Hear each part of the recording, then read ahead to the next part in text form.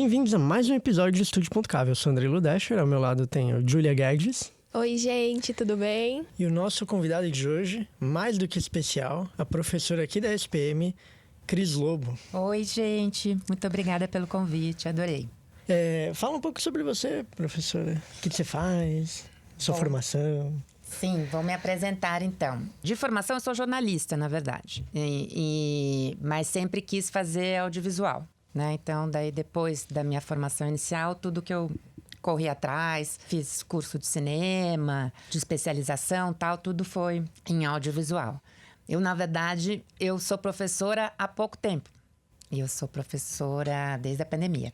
Sempre fui mais ligada ao mercado, mas chegou um determinado momento que eu resolvi fazer um mestrado e me empolguei. A minha família tem muito professor, tal, sempre tive vontade de experimentar. E daí comecei a dar aula, mas eu pretendo não largar o mercado, ficar sempre com um pezinho em cada lugar. Bom, e o que é o mercado, né? Eu, a vida inteira, fui produtora. E minha especialidade, na verdade, eu sou produtora executiva, mas eu tive muito cargo de gestão. Eu trabalhei muitos anos na MTV, fui chefe muito cedo. Então, gestão é uma das minhas especialidades, assim, no audiovisual e produção. Só que chegou um determinado momento, porque a vida é muito comprida, sabe? Daí você vai falando, meu Deus, já fiz isso, meu Deus... O que eu vou fazer agora, tal. E além de ter estreado como professora, o meu mestrado, que eu fiz aqui, aliás, era ligado a jornalismo. A minha primeira formação, audiovisual mais jornalismo, era YouTube e a BBC. Então, eu fiquei com vontade também de voltar para uma paixão minha, que é documentário. E lá na MTV a gente ganhou um prêmio, uma vez super importante, o Prêmio ESSO com documentário. Só que produção e ser professora não combina muito. Porque produção, não sei se alguém aqui se interessa pela área, mas é uma coisa que você tem que estar muito à disposição. Sim, né? Com certeza. Não é que trabalha mais que os outros, todo mundo trabalha muito, mas a gente trabalha em qualquer horário. Então não dá para eu ter uma aula... Como eu tenho com o Andrei, por exemplo, toda quinta das 7h30 às 11h10 e durante esse tempo eu não atendi o telefone.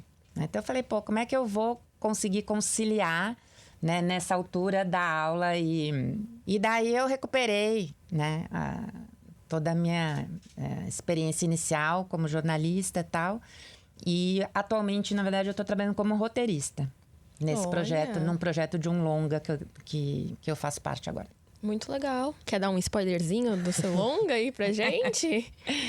Claro. Bom, eu e duas amigas, na verdade, a ideia foi da Dandara Ferreira, que é uma diretora muito ligada à música. Ela começou com um videoclipe e depois fez uma série documental sobre a Gal Costa. Agora dirigiu um filme de ficção sobre a Gal. Então, Dandara é bem ligada à música. A Ana Butler, que é a minha parceira da vida da MTV. A gente trabalhou 20 anos juntas, era diretora artística quando eu era diretora de produção.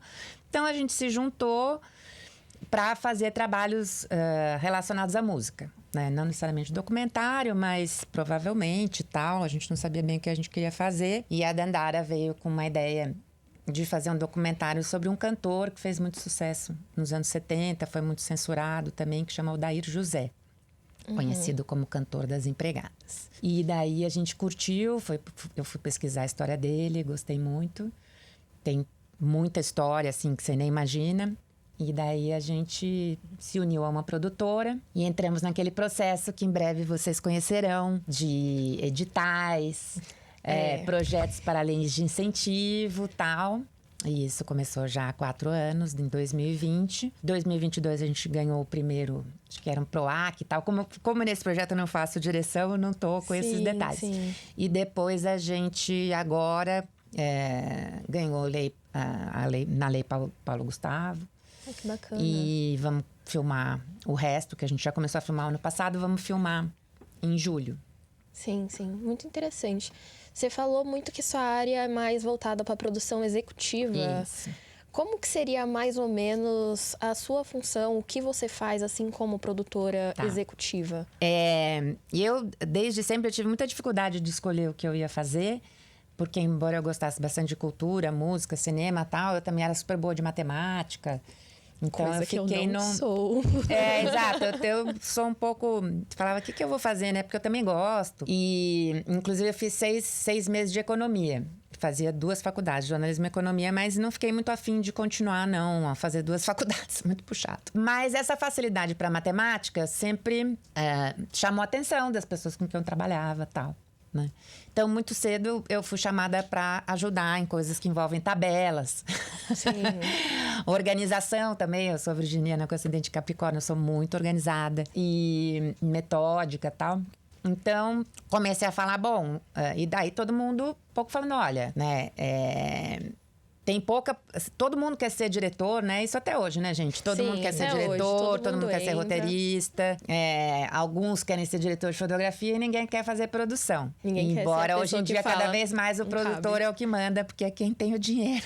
O pouco dinheiro que a gente consegue. Então, vai ser produtora. E daí eu fui ser produtora. Produção executiva, basicamente. Tem essa produção executiva clássica, né? Que, enfim, que demanda essa proximidade maior com toda a área de viabilização do projeto, né? Seja conseguir dinheiro, seja a parte jurídica, contrato, saber quanto custa cada coisa, negociar os cachês, né? O início, pelo menos, depois passa para o diretor de produção. Então, organizar um cronograma, né? Em quanto tempo a gente vai filmar. Eu trabalhei muito sempre em televisão também, né? Então, contratação também, não só de elenco, por exemplo, de atores e atrizes, mas contratação de apresentadores, por exemplo. Sim. Então, é uma função que, basicamente, eu falo que ela tem a ver com planejamento, viabilização, né? Não é que você precisa saber fazer conta exatamente, mas você precisa... Mas do jeito que eu faço, muito criativa também. Espero, sempre, tento. Ou seja, não é uma pessoa que está lá para dizer para o diretor, não tenho dinheiro para isso. É uma pessoa que tem que ter ideias para conseguir viabilizar de alguma maneira o que o diretor, o roteirista pensaram. Né? Sim, Às vezes a gente não consegue viabilizar tudo, mas a ideia é ser uma produtora executiva que viabilize, não que só fala, não tenho dinheiro, não vai dar, e etc. Às vezes tem que falar que não tem dinheiro, não vai dar. Para os futuros produtores aqui que vão estar ouvindo esse podcast. Você falou muito que você fez economia, né? Primeiro. Sim. Você fez um tempo de economia. Sim. Agora eu te pergunto, vamos fazer um bolão aqui, agora, nessa bancada. Tem 2 pessoas que começaram fazendo economia na minha sala e trancaram pra vir pra cinema. Quanto você aposta que elas vão virar produtora executiva? Aposto. Aposto. Você acha? Aposto. Bolão. Isso é um sinal, né? Porque se em algum momento você se interessou por fazer economia... Ela já começou esse semestre falando, eu estou com interesse aqui em produção. E eu, Você fez muitos projetos na TV, o show do Kibe, por exemplo. Sim. Como é que foi a experiência de fazer? Olha, quando eu sou uma pessoa que já sou bem rodadinha, né? Então, na época que eu comecei a trabalhar em audiovisual, o cinema... Não existia muito cinema, na verdade, né? Porque o cinema brasileiro é muito cheio de altos e baixos, né? Então, nos anos 60, bombou, tal, enfim. Vou ficar aqui falando da história de cinema, que tem gente que fala isso melhor do que eu. Mas na época que eu me formei, eu fui eu queria trabalhar em telejornal, queria trabalhar em audiovisual, mas eu queria trabalhar em televisão. Eu não queria trabalhar em cinema, até porque não tinha muito cinema, e menos ainda esse universo que hoje vocês vivem, que é um universo que eu gosto muito, que eu trabalhei bastante há um tempo atrás, que é o das séries. Sim. Não tinha séries, né? Tinha você trabalhar na Globo, se você se desse muito bem. Talvez aqui em São Paulo, na TV Cultura, se você fosse mais alterna e curtisse uma coisa mais educativa, que era o meu caso até, eu curtia. Tinha uma outra TV que é local, que é a TV Gazeta, que tinha... Na época, tinha uma orientação bem moderna, que foi onde eu comecei a trabalhar. Quer dizer, eu comecei na Record, mas fiquei pouco tempo. Então, na verdade, televisão era o lugar onde você tinha mais oportunidades. Talvez o que hoje sejam as séries, as produtoras. Então, não foi nenhuma questão exatamente de... é o que tinha para trabalhar, né? Eu sempre quis e precisei trabalhar cedo. Então, eu trabalhei primeiro na Record. Na Record, eu ainda estava muito... com essa coisa do diploma de jornalista embaixo do braço e tal. Então, eu fui ser pauteira de telejornal, eu era pauteira de cultura, que é a pessoa que traz os assuntos, né, para o repórter. Sim. Mas depois eu fiz parte de um projeto, que eu acho que, na verdade, é o mais importante, E isso é importante, até acho legal de falar, porque às vezes o projeto mais importante para sua carreira não é necessariamente, por exemplo, na minha época, estar na Globo, não é o maior, né? Às vezes você tá num lugar onde tem uma riqueza ali de talentos e tal, e que são colegas que vão te acompanhar para a vida inteira, né? E nesse caso era um lugar que chamava TV Mix, que eu trabalhei com Astrid Fontinelli, que tá no GNT, na Fantástico, Serginho Grossman, do Altas Horas, foi meu chefe, Maurício Arruda, que é um super roteirista e diretor, foi diretor do Altas Horas há muitos anos também. Enfim, Hugo Prata, que é diretor desses filmes Elis, longa-metragem. Então, era uma turma. Tadeu Django, que trabalha com filme 360 hoje em dia. Então, era uma equipe, assim, muito genial. Então, em termos de televisão, na verdade, o projeto mais legal que eu já trabalhei foi esse. Era ao vivo, era loucura total. Aprender a fazer ao vivo faz você ganhar muita musculatura, que você tem que pensar muito rápido. Então, esse projeto foi muito importante. Eu passei a vida inteira depois trabalhando um pouco com essas pessoas me chamando. Reencontrei a Astrid na MTV, reencontrei o Maurício em freelas e tal. Então, foi isso. Daí, depois da MTV, do TV Mix, eu fui, acho que daí já pra MTV. A MTV foi meio... Ah, não, então. Você vê, uma coisa vai puxando a outra. Eu trabalhei na MTV, na TV Mix também, com um cara que chama Rogério Galo, que é um executivo de televisão. Ele tá na Band, acho, hoje. Faz tempo que eu não converso. E ele era o produtor musical desse programa, TV Mix. E ele foi uma das pessoas que montou a MTV no Brasil. Uhum. Ele e o Zeca Camargo.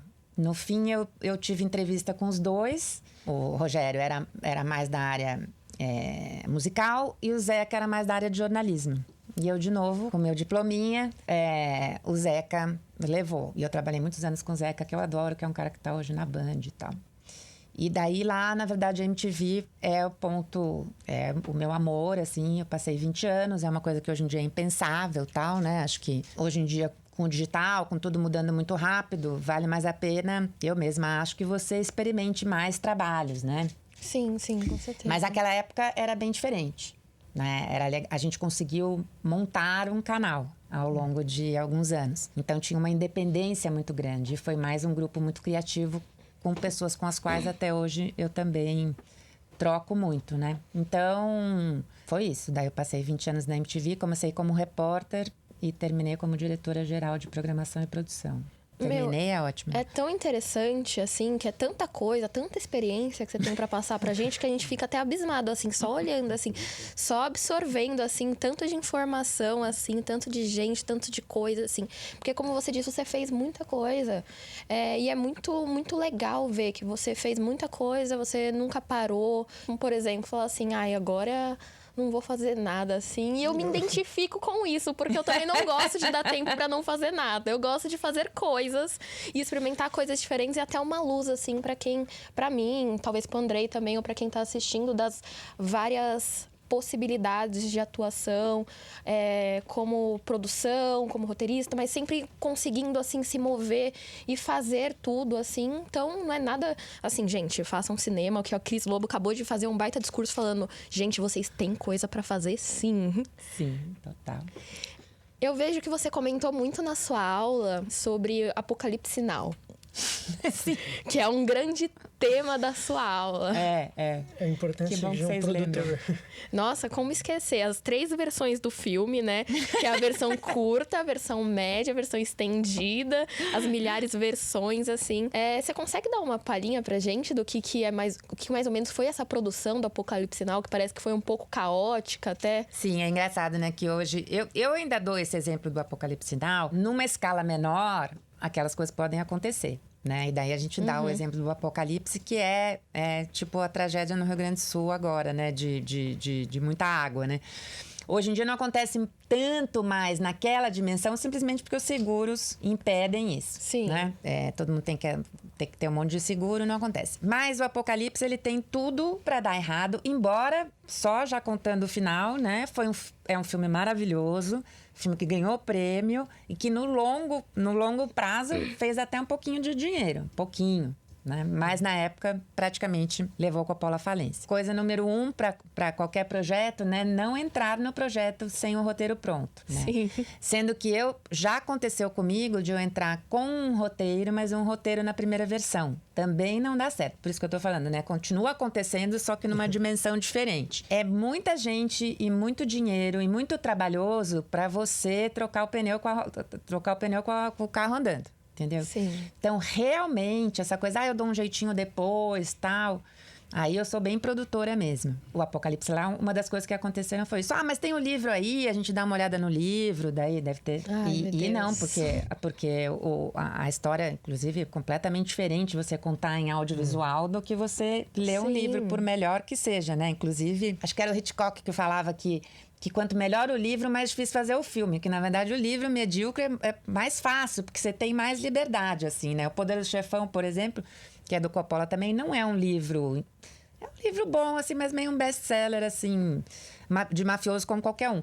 E o Poder do Chefão é o melhor filme de máfia que já foi feito, na minha opinião. Então, Apocalipse. Não é aquela coisa, eu já sei tudo, não preciso perguntar. A Coppola foi na última hora perguntar para um diretor que já tinha filmado lá, com relação ao clima, né?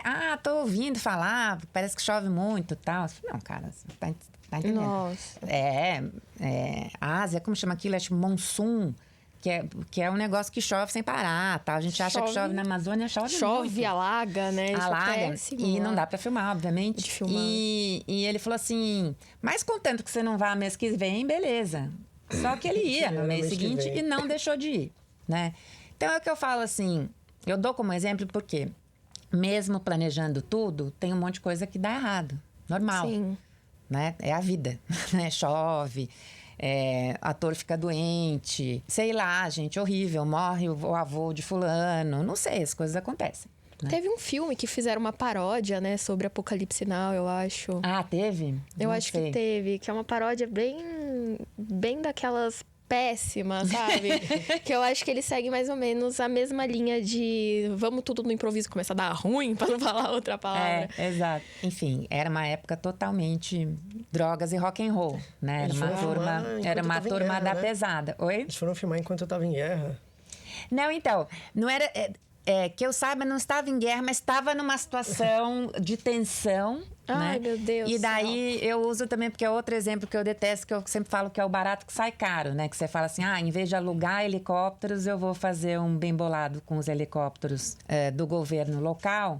Só que daí eles só usavam os helicópteros quando o governo local não estava usando. Então a equipe ficava parada. Então é aquilo que eu falo, que é o barato que sai caro. Tudo bem, você não paga o aluguel, mas você está pagando o cachê de todo mundo parado, né? Então foi uma filmagem que demorou.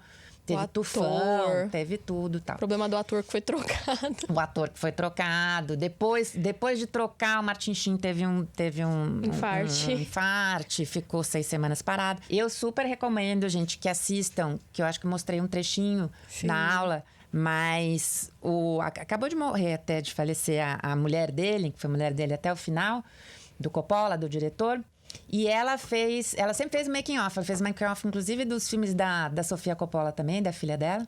E ela fez um making off que é tão bom quanto o filme, eu acho. Um documentário, acho que chama Heart of Darkness. E conta essa loucura toda. E ele liberou, enfim, então, sem medo de ser feliz, tem toda a loucura lá do Apocalipse Now. O que uma boa produção poderia ter feito para impedir o desastre que foi esse filme? Eu acho que isso, por exemplo, quando você começa... Hoje em dia a gente até dá nome para isso, que é legal, né? A pré da pré. Né? No Rio eles falam pré-pré, aqui a gente fala preparação. Eu falava preparação, agora tenho ouvido as pessoas falando mais pré-pré. É super interessante que antes que você já entre na pré-produção mesmo, que é sair ligando, contratando, gastando, que fique um tempo mais o diretor, produtor executivo e AD, pensando e fazendo o cronograma do projeto, pensando nessa viabilidade. Nessa hora, quando você lê o roteiro, e produtor tem que saber ler um roteiro também nesse sentido, você fala, olha, essa versão não cabe no nosso orçamento. Por X, sei lá, tem muita locação, tem muita viagem, tem muito ator e atriz, sei lá, você vai pensando. E daí você vai pedindo para fazer outras versões. Então, isso é uma coisa. Não só o teu roteiro pronto, mas o produtor já ter dado uma olhada naquele roteiro. Eu tenho dinheiro para fazer isso aqui? Nós temos dinheiro para fazer isso aqui? A outra coisa que é básica é a previsão do tempo, né? O melhor produtor de eventos com quem eu já trabalhei era um cara que ele tinha o telefone da casa do cara do Clima Tempo, assim, o Lalo. Era impressionante, porque não é que, assim, a previsão do tempo do seu iPhone, entendeu? Você tem que realmente... E nesse caso não é nem que a previsão do tempo, né, gente? É assim, nesse país... Quando que é o inverno, quando que é o verão, quando é temporada de chuva, né? Hoje em dia, com catástrofe climática, não tem nem mais primavera, verão, outono e inverno, né? Estamos aqui morrendo de calor no outono. Mas, minimamente, você sabe quanto chove mais, né? Então, isso era outra coisa. Eles tinham que ter ido em outra época. Com relação aos atores, não tinham o que fazer, né? Já aconteceu comigo, assim. Talvez tivesse o que fazer, como falou a Marcinha, que eu trouxe na aula passada, que é uma produtora de elenco muito bacana, ela pede teste para todo mundo. Porque ela acredita que o ator, ele não é... Então, tudo isso tem a ver com planejamento. Não é só ser bom ou boa ator ou atriz. É você ser adequado ao papel. Né? Então, o ator que foi chamado para fazer o papel principal de Apocalipse, o Harvey Keitel, é maravilhoso. Eu sou apaixonada por ele. Ele fez o piano, ele fez um monte de coisa legal. Mas ele não estava adequado ao papel. O Coppola percebeu isso com o carro andando, entendeu? Talvez se tivesse sido feito um teste, como hoje a gente faz, né? Só que, enfim, tudo isso é o quê? É planejamento. É você trabalhar mais na pré para ficar mais tranquilo na filmagem. Sim, entendeu? sim. Eu posso até puxar, assim, um exemplo que a gente tá agora no quarto semestre de produção do curta ficcional. A gente teve essas audições com 3 atores, assim, para fazer o papel do Luiz, assim, do nosso curta. E é muito interessante que os 3 atores, eles são muito bons. Só que o que a gente escolheu, a gente viu que ele não se encaixava somente em questão de aparência ou na atuação, assim, mas pela empolgação e o quanto ele parecia estar envolvido com o personagem em si. Então não é, aquele lá não é bom, mas ele não sentiu, não se envolveu com o personagem igual a gente gostaria que tivesse rolado essa proximidade, uma coisa assim de realmente se aproximar, viver, tá aquela animação para viver aquele personagem. Exato. Mas não considerando eles ruins, longe disso. Mas foi o que baseou a nossa escolha para definir ele como o Luiz, como personagem. Exato. Agora, mesmo com esse planejamento, às vezes, né? Então, eu ia falar, mesmo eu com toda a experiência, tive uma situação em que a gente chamou um ator... não fez teste porque não tinha, mas a gente, dessa vez, esse cara é incrível, não tem melhor e tal. E ele chegou, justamente porque ele estava em outro projeto, e ele chegou muito cansado. Isso, por exemplo, nunca tinha passado pela minha cabeça, tal como quando a gente fica cansado, a gente rende menos, né? Sim. E daí ele entrou na semana de ensaios cansado e rendendo menos, e não rolou. Aí a gente teve que trocar. Então é isso que eu falo, dá para minimizar os problemas, mas não dá para acabar com surpresa, né? Senão nem precisa de uma equipe tão incrível. Por isso que todo mundo tem que ser bem esperto, porque as surpresas vão acontecer, mas não as catástrofes de preferência. Sim, sim. Fugir de catástrofe. Qual foi o problema que você pensa assim, nossa, é o pior problema que eu já tive? Questão do audiovisual. Eu acho que para produção... Não, eu já tive problemas, que é muito chato. Tive um problema que caiu um refletor numa menina. Não foi nada grave, mas foi chato e teve que levar para o hospital e tal. Duas coisas desse tipo, 2 coisas muito chatas em 30 anos, mas que é chato. E um cinegrafista que trabalhava comigo, nada que eu pudesse ter evitado. Caiu no fosso do elevador. Ai, meu Deus do céu. Não, deu tudo certo. Mas ele ficou uns meses com a perna meio zoada. A gente tinha ido gravar ao vivo do Nando Reis em Porto Alegre, aliás, falando em Porto Alegre. Agora, de produção, assim, mais diretamente ligada, o que é muito chato é quando você gasta mais do que foi previsto.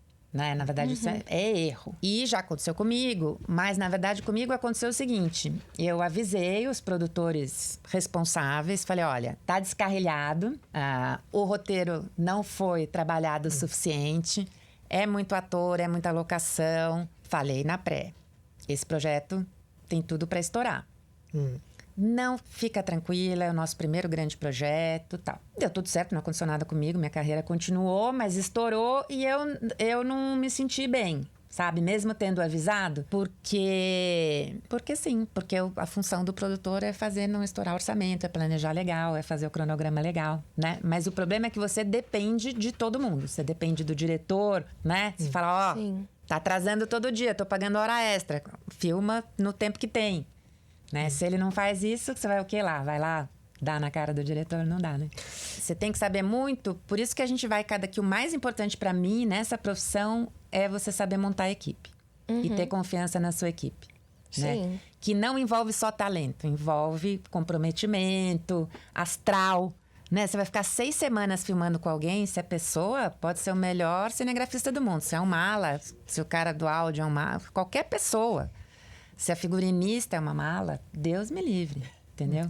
Prefiro eu fazer o figurino. Porque o resto, no fim, tudo você dá um jeito. Problemas técnicos, problemas de escalação de elenco. Então, acho que é isso. É quando você não é ouvida, né? Isso é uma situação muito chata. E as pessoas continuam ali como se não houvesse amanhã. E daí acontece o pior, que é você gastar dinheiro a mais do que você tinha. Não, o pior mesmo é fazer um trabalho ruim, né? Porque no fim o trabalho ficou bom. Também, como o Apocalipse. O pior... Mas acho que eu nunca trabalhei num trabalho... Quer dizer, quando eu era diretora da MTV, a gente fazia 28 programas por ano. Então, tinha dias que saía alguma coisa ruim, né? Eu queria até fazer uma pergunta, assim, Diga. voltada mais com você, com produção também. Como que foi você nascer, assim, como produtora, mulher, num mundo onde um mundo machista, assim... Bem misógino. Eu queria Sim. fazer essa pergunta porque produção, como você disse, é um cargo que você precisa ser ouvida e exigir esse respeito. Só que como fazer isso num set de filmagem que normalmente é enfim. Sim, majoritariamente homens, assim. Sim. Como se fazer ser ouvida? Como que foi isso pra você? Olha, não é fácil. Hoje em dia, as meninas mais novas são mais... se posicionam mais, né? A gente não tinha nem muita noção, né? Dos dois lados, na verdade. Eu acho que eu já era muito feminista sem chamar disso, né? Então, quando eu tive poder, a minha equipe sempre foi 50%, 50%. Sempre. Sim. Né? Nos cargos de chefia, pelo menos, que são os mais importantes. 4 homens e 4 mulheres. Eu tinha 8 gerentes, 4 homens e 4 mulheres. Pra começar, tinha uma coisa que, assim, você tinha que se vestir mais de qualquer jeito, porque se estivesse muito bonitinha, já tinha comentário babaca. desconfortável. Né? Jamais um decote, jamais. Eu não ia trabalhar. Não, tudo você tinha que pensar. Né? Era muito chato. Eu acabei virando uma pessoa meio brava, porque às vezes tinha que falar alto mesmo. E depois eu fui perdendo isso de novo, fui voltando a ser mais calma, né? Depois que eu conquistei esse espaço. E acho que não precisa. Hoje em dia eu trabalho, mas eu lembro, por exemplo, que quando eu era executiva de TV, tinha uma coisa, olha que absurdo. Não tem a ver diretamente com o trabalho, mas tem porque você se sente meio humilhada mesmo, depois que você se toca, sabe? Sim. Você ganhava... Não é que você ganhava um carro. O departamento comercial fazia uma permuta e tinha uns carros que você podia usar. E na época tinha um carro chiquérrimo, gente, dá até vergonha.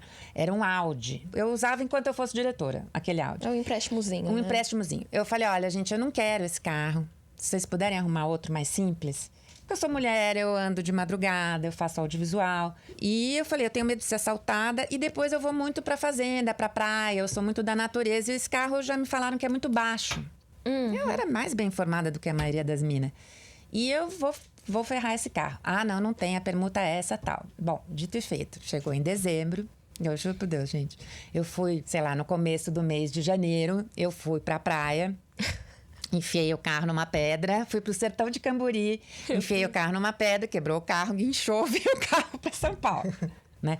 Aí já foi assim, nossa, mas a primeira vez que você vai viajar com o carro já dá problema, né? Aí, um cara, que era um outro diretor, homem, bateu o carro, perda total, coitado. Gente, coitado, deu um azar. Entendeu? Então, é nos detalhes, assim, e me azucrinaram muito tempo, tiravam sarro, entendeu? Só de mim, porque afinal, mulher dirigir mal é muito patético, gente. E um dia também eu ouvi do diretor de vendas, eu tentando segurar um orçamento, porque o projeto podia estourar, e é a minha função, tal, né? E os gringos me pressionando, porque MTV, tinha gente lá de Miami te ligando, tal. E daí, eu lembro de eu ouvir assim, você Nossa, você é a única mulher que eu conheço que não sabe gastar dinheiro. Ah, Minha mulher com cartão... Aí eu falei, bom... eu ia falar, então dá seu cartão, eu vou te mostrar como eu sei gastar dinheiro. Exato. É uma coisa meio... Ó, que maravilha, como as meninas hoje estão mais rápidas, né? Eu vou te falar que no set mesmo, em geral, pra mim foi mais fácil. Sim. Às vezes eu tive problema com apresentador, homem também. Quanto mais alto o cargo, mais eu tive problema. Na verdade, as pessoas que a gente brinca, né? Meus colegas da graxa. Outro dia encontrei um no cinema ali no Sesc 14 Bis, ali no centro, que era um operador de áudio, tipo, muito fera. Aí eu descobri porque ele era fera, né? Porque ele tava lá vendo um filme totalmente maluco junto comigo. Falei, pô, o cara, né? Até hoje, Rogerinho, beijo. Mas quanto mais alto, isso que é mais triste. Quanto mais alto o cargo, apresentador e com os outros executivos, eu tive problema. A sorte é que meu chefe não. O meu chefe, e acho que não é por acaso que ele é chefe, né? Sempre soube valorizar a diversidade. Então, sempre soube valorizar as diretoras mulheres que ele tinha. Era eu e a Ana, que é Ana Butler, que é minha amiga até hoje. Sim. E os meninos também, que estavam lá. Os cinegrafistas me ajudaram muito. Porque quando eu comecei, eu saía com os caras que eram da Globo. Eu não sabia nada. Né? Eu era recém-formada, tinha feito Gazeta, que não tinha muito equipamento. Então, eu lembro até hoje deles, né? Me ajudaram na minha formação mesmo, Edson, tal, os cinegrafistas. Então, com eles, eu não tive... Eles tinham um pouco de problema de eu ser jovem, mas não de ser menina. Eles, ai, meu Deus, já vem a Cris inventando. Cris, já tá bom, vamos embora pra casa. Daqui a pouco você vai ficar cansada também. Agora a gente já tá cansada. Tinha uma coisa mais de eu ser jovem, mas não tinha de eu ser mulher. Mas com o executivo e com os apresentadores, às vezes tinha, de não gostarem muito de ser mulher. E tem muito uma coisa assim, eu falo muito mesmo. Né? Eu sou mulher e isso é uma característica associada mais ao feminino. Porque eu sou detalhista, porque eu sou de planejamento. E quem é de planejamento é muito detalhista e gosta de contar tudo em detalhes. Sim, pode ser com chato certeza. às vezes? Pode. Eu sou bem-sucedida? Sou. Então, É isso que importa. é o que temos. É o que temos. E tá ótimo assim. Eu vou fazer uma pergunta que Capciosa. são, na verdade, duas perguntas. Duas Tá. perguntas muito importantes, que eu acho que é o ponto alto desse podcast. Muito bem. Vamos pra primeira. A gente teve alguns professores já que vieram aqui, alguns convidados. A gente perguntou pra eles, falando assim: você entrou no meio audiovisual, isso é certo. Mas qual foi o filme que você assistiu no cinema que você teve aquela baita experiência, que você parou e pensou assim: é isso que eu quero fazer da minha vida? Nossa, gente, tantos. Agora acabou de aparecer, porque eu vi outro dia um filme do Wim Wenders, Paris, Texas, do Wim Wenders. A gente não... Quando eu era jovem, é isso que eu tava falando, né? Não tinha muito cinema brasileiro, né? Já Sim. tinha tido uma fase áurea, assim, mas na minha época mesmo, eu lembro de um filme brasileiro que eu tava falando ontem. Sei com que professor também que eu amo, acho que com a Paula. O Homem que Copiava, que é com o Lázaro Ramos. Mas eu já era mais velha, assim, mais adolescente, assim, mais filme gringo. Eu adorava Coppola, Apocalipse Now, mesmo os mais alternativos, o Fundo do Coração, Poderoso Chefão, Kubrick. Gostava de tudo, só com esse papo cabeça também. Adoro comédia romântica, adorava Julia Roberts.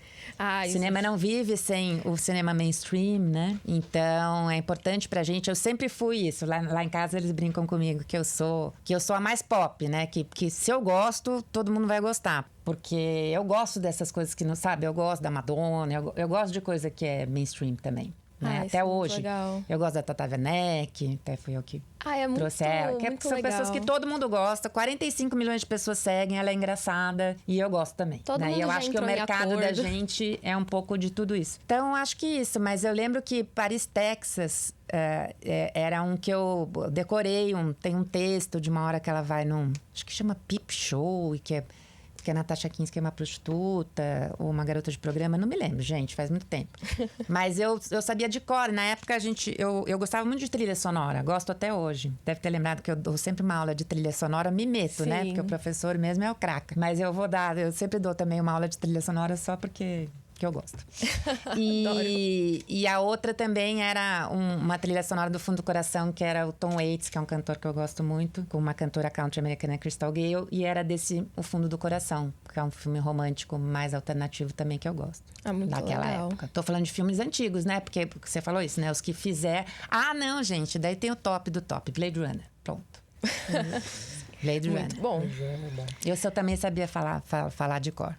A hora que o Esse tocou o replicante coração. morre na chuva. É. Muito legal. Agora eu tenho a pergunta-chave para, acho que, finalizar esse podcast. Antes da gente se despedir e tudo mais.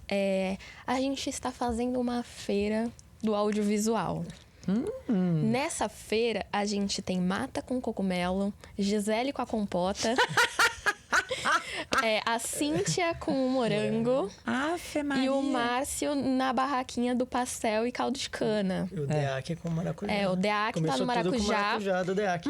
E a Paula na barraca do crochê. Qual é a sua barraca nessa feira do audiovisual? Ai, gente, eu sou péssima. Tem uma coisa que eu sei fazer, mas não é pra esse tipo de feira. Porque crochê ainda é, né? Vocês estão falando uma coisa artesanal, uma coisa que eu tenho na minha casa. Não, né? mas às vezes a gente consegue fazer a sua barraca ali. A gente arranja um lugar pra sua barraca. O que você quiser fazer lá. Gente, pelo amor de Deus. Eu posso vender, eu posso fazer um sebo, vender livros usados? Ok, super. A barraca do sebo na feira. É que é a feira do audiovisual, é uma feira diferenciada. Não precisa seguir as diretrizes das feiras tradicionais, entendeu? Muito bem. Então, se isso funcionar, eu acho que é uma coisa que eu me interesso, assim, e que daria talvez uma barraquinha, não sei. As pessoas não leem muito mais, né? Mas seria barato. Mas tá sabe? voltando a fazer um super sucesso, viu? Tá voltando mídia a fazer. física, né? Eu vejo que as pessoas estão voltando a comprar LP, né? E eu mesma, né? Que acabei abrindo mão de todos os meus, tô voltando a comprar agora, tá caríssimo. Então... mas acho que é isso. Eu não tenho muitos talentos, assim. Eu planto, tenho uma hortinha em casa também, micro, assim, mas não é o suficiente para trazer pra feira. Ok, então vai ser a feira do sebo, a barraquinha do Muito sebo. bem. Muito obrigada Pode por contar se comigo. juntar à nossa feira do audiovisual. Ou eu posso trabalhar para alguém também. Eu posso, Trabalha pode no ficar a Paula lá, caixa. ela faz crochê, a Paula? Ela tá pode... fazendo agora. Então ela pode fazer e eu posso vender. Ela tá Que em é o busca que eu do sou boa casaquinho também. de crochê Vender, dela. né? Então, eu posso vender. Eu posso Ótimo. ficar lá, eu posso dedicar um pouco do meu tempo vendendo. Que eu sou boa Administradora nisso. da feira também. Administradora da feira, total. Daí Super, é o total. meu. Aí, fazer o caixa, fechar o caixa da feira. Tá incrível. Tá certo. Obrigado, Cris. Obrigado, Júlia, mais uma vez pela participação no podcast. E obrigado, professora, por estar aqui hoje, por aceitar o Obrigada. convite. Adorei, Andrei. Adorei, Júlia. Agradecemos muito por você estar aqui com a gente hoje. Muito obrigada. Eu sou Andrei Ludesch, criador e coordenador deste projeto. Na produção temos Júlia Guedes, Júlia Gasparim, Sabrina Risson. No roteiro temos Isabela Ogata, Júlia Mansur, Rodrigo Bastos. Na edição, Heitor Zópata, Natália Mansola, Rodrigo Muchagata. Na captação, Everson Afonso. Este podcast também foi feito em parceria com o Lab Digital, coordenado pelos professores André Deac e Paula Davis. E um agradecimento especial a Sabrina Risso pela logo e ao Cauê Librelon e Rodrigo Muchagata pela música.